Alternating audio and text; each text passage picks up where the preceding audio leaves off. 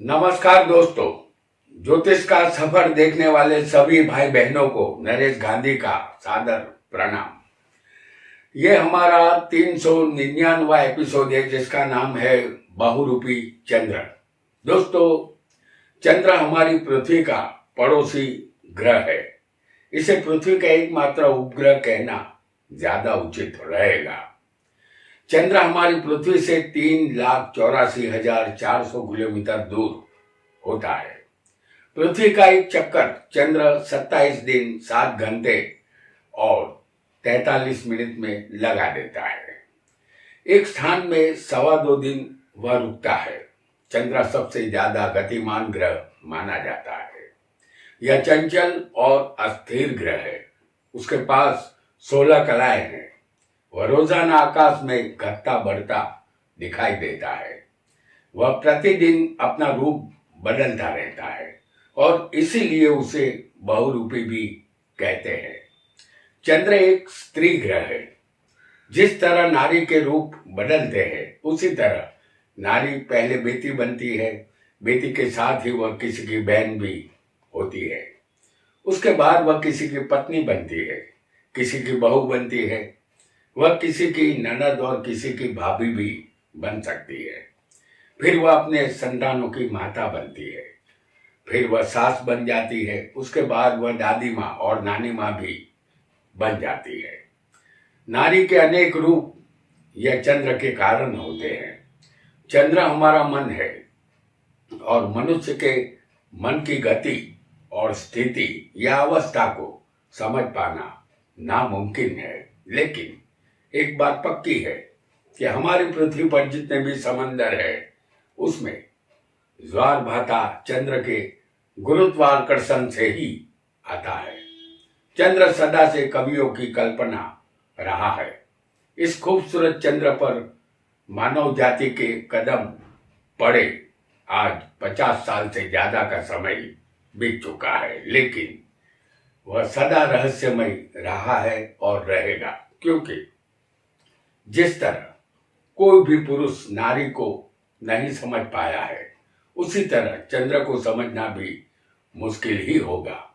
आज हम इस एपिसोड में चंद्र को नजदीक से जानेंगे। जन्म कुंडली के किस स्थान में चंद्र कैसा फल देगा, आइए इसे जानते हैं। वीडियो को लाइक करें, शेयर करें और हमारे चैनल ज्योतिष का सफर को सब्सक्राइब करें। धन्यवाद। चंद्र आपकी कुंडली में लग्न में होगा तो लग्न हमारा शरीर है।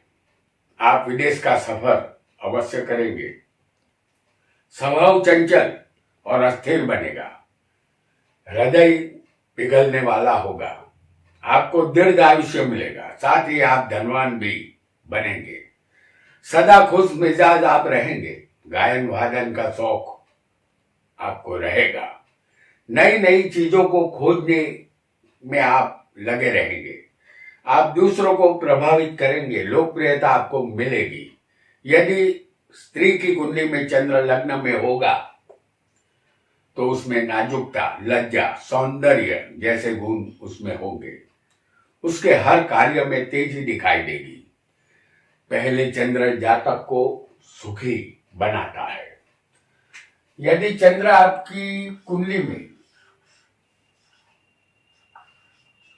दूसरे स्थान में होगा तो यह स्थान धन, वाणी और कुटुंब का है। आपका कुटुंब विशाल होगा। परिवार में प्रेम पूर्ण वातावरण बना रहेगा। विद्या अभ्यास अच्छा रहेगा। आप विद्वान बनेंगे।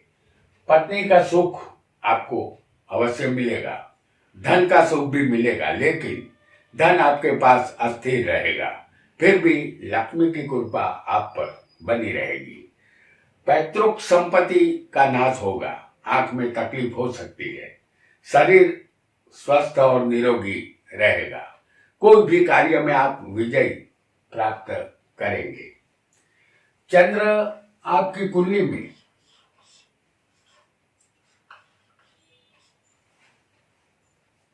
तीसरे स्थान में होगा तो यह स्थान हिम्मत, पराक्रम और भाई बहन का है।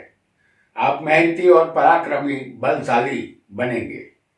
जातक के भाई बहन ज्यादा नहीं होते। आपकी योजनाओं के मुताबिक नहीं होगा। आप सोचेंगे कुछ और होगा कुछ। योजना धरी रह जाएगी। आप एक ना फिक्र इंसान बनेंगे। आपका भाग्योदय शादी के बाद होगा। आप बुद्धि से ज्यादा कल्पना करेंगे। लेखन कला से आपको लाभ मिलेगा।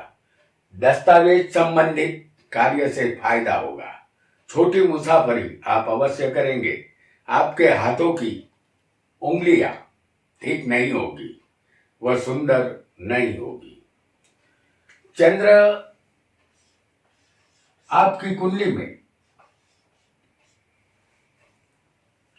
यदि चौथे होगा तो यह स्थान मकान, माता, वाहन और हमारे मन के विचारों का है। इस स्थान के कारक खुद चंद्र है। आप श्रेष्ठ ज्योतिषी बन सकते हैं। आपकी वाणी मधुर और मीठी होगी, लेकिन आपको अपने खुद की मालिकी का घर देर से मिलेगा। अपनी पिछली उम्र में मिलेगा। माता का संपूर्ण सुख आपको मिलेगा। चंद्र ही माता है और चंद्र ही मन है, इसलिए करे माता का सम्मान, मिलेगा आपको माता की संपत्ति का लाभ। अपने जन्म स्थान से दूर जाने का योग बनेगा। आपके निवास स्थान बार बार बदलते रहेंगे। माता के कदमों में स्वर्ग है, इसलिए कदमों में झुककर रोजाना माता का आशीर्वाद लेना होगा। आप सुखी बनेंगे। और यदि चंद्र आपकी कुंडली में पंचम स्थान में होगा तो यह स्थान प्रेम, विद्या, कला क्षेत्र का है। संतान संबंधित तकलीफ रहेगी। यदि संतान होंगे तो आपके संतान अच्छे निकलेंगे, आपका नाम रोशन करेंगे। आपको एक पुत्र और एक पुत्री हो सकती है। अच्छे विचारों वाले आप बनेंगे। आपका विद्याभ्यास सामान्य रहेगा। जमीन का लाभ आपको मिल सकता है। शेयर बाजार सत्ते से लाभ मिलेगा। चंद्र के प्रभाव से आप धनवान और दीर्घायु बनेंगे। पंचम चंद्र किसी स्त्री जातिका को होगा तो मासिक धर्म संबंधित तकलीफ रहेगी। कमर दर्द की शिकायत भी रहेगी। यदि चंद्र छठे होगा आपकी कुंडली में तो यह रोग, शत्रु और कर्ज का स्थान है। आप बचपन में बीमार रहे होंगे। आपको बीमारी का सामना बार बार करना होगा। बड़े होने के बाद किसी मजबूरी के कारण आप झूठ बोल सकते हैं। अपने मामा से आपको कोई लाभ नहीं मिलेगा। रक्त दोष, खून में खराबी हो सकती है। कफ कारक रोग आपको सताएंगे। आप नाजुक प्रकृति के बनेंगे। अपने भाई बहनों के साथ आपकी शत्रुता रहेगी। मानसिक त्रास मिलता रहेगा। तबीयत नरम गरम रहेगी, लेकिन सैर सपाटे में ज्यादा आनंद आपको मिलेगा। खाने पीने का शौक भी आपको रहेगा। चंद्र आपकी कुंडली में सप्तम में होगा तो यह स्थान पत्नी, साझेदारी और व्यापार का है। चंद्र स्थिर ग्रह होने से वैवाहिक जीवन आपका स्थिर बनेगा। दो शादी का योग यह चंद्र बनाता है। इसका मतलब पार्टनरशिप नहीं फलती। पति पत्नी में सदा नोकझोंक हुआ करेगी। दोनों एक दूसरे को सहकार नहीं देते। हालांकि पत्नी चंद्र के समान खूबसूरत होती है, लेकिन वह एक शोपीस बनकर रह जाती है और शोपीस जातक को संतोष नहीं दे सकता। दोनों का जीवन दुखी रहता है। हालांकि जातक को व्यापार में फायदा मिलेगा। आप वकील भी बन सकते हैं। शादी के बाद जातक का भाग्योदय यहाँ होता है। चंद्र किसी का अस्तम में होगा तो यह स्थान आयुष्य, मृत्यु और बिना मेहनत के धन का है। इस स्थान का चंद्र विरासत का लाभ करवाता है, लेकिन मन विचलित रहता है, मानसिक टेंशन बराबर बना रहता है, आंख बिगड़ने का खतरा और पानी से भय रहेगा। सर्दी जुकाम संबंधित पानी जन्य रोग आपको सताएंगे। दवाइयों का आसरा लेना होगा, बैंक बैलेंस नहीं कर पाएंगे, रुपयों की किल्लत रहेगी। स्त्रियों को अपने मायके से लेन देन कम ही रहेगा। नपुंसकता या किसी भी वजह से संतान में बाधा उत्पन्न हो सकती है, इसके लिए दवाइयों का सहारा आपको लेना होगा। चंद्र यदि 9 में होगा तो यह स्थान भाग्य, धर्म और पिता का है। अपने पिता का सुख आपको मिलेगा। आप तीर्थ यात्रा करेंगे, साथ ही विदेश यात्रा का योग भी इस स्थान का चंद्र बनाता है। समंदर की मुसाफरी और परदेश से आपको लाभ मिलेगा। प्रभु भक्ति में आपका मन लगेगा, आप आस्तिक बनेंगे। लेखन कला से या किताब की छपाई से आपको लाभ मिल सकता है। जातक को भाषणबाजी की आदत होती है, स्वभाव थोड़ा जड़ बुद्धि का होता है, झूठ बोलने की बुरी आदत आप में होगी। दूसरों को आप उपदेश देंगे, लेकिन उसका अमल आप खुद कभी नहीं करेंगे। यदि चंद्र आपकी कुंडली में 10वें स्थान में होगा तो यह स्थान कर्म और सत्ता का है। इस स्थान में चंद्र आकर्षक शरीर देता है। लग्न से 10वें शुभ ग्रह जैसे ये चंद्र है तो ये चंद्र अम्ला कीर्ति योग बनाता है। लोकप्रियता और कीर्ति आपको मिलेगी। हवाई जहाज में सफर आप करेंगे। तरल और पानी संबंधित पदार्थों से लाभ मिलेगा। स्त्रियों के काम आने वाली सभी चीजों के धंधे से लाभ मिल सकता है या स्त्रियों के कारण आपकी उन्नति होगी। विदेश में व्यापार लाभदायक रहेगा।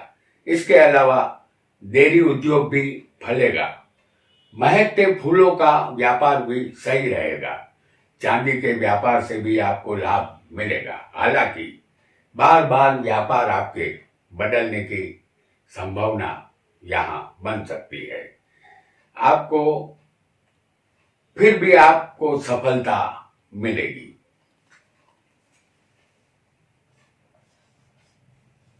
चंद्र आपकी कुंडली में 11वें होगा तो यह स्थान इच्छा पूर्ति, लाभ, प्रॉपर्टी और बड़े भाई का है। यहाँ एक के बाद एक जातक की इच्छाएं जागृत होती रहती है। जिंदगी इच्छा पूर्ति में ही बीत जाती है। जातक की वासना कभी खत्म नहीं होती। ये वो सफर है जिसकी कोई मंजिल नहीं होती। जातक का कोई भी कार्य पूर्ण नहीं होता। मेहनत रंग नहीं लाती। जन्म मृत्यु के फेरे में दूसरा जन्म इनका तय समझना है। नए जन्म का कारण अधूरी वासना है।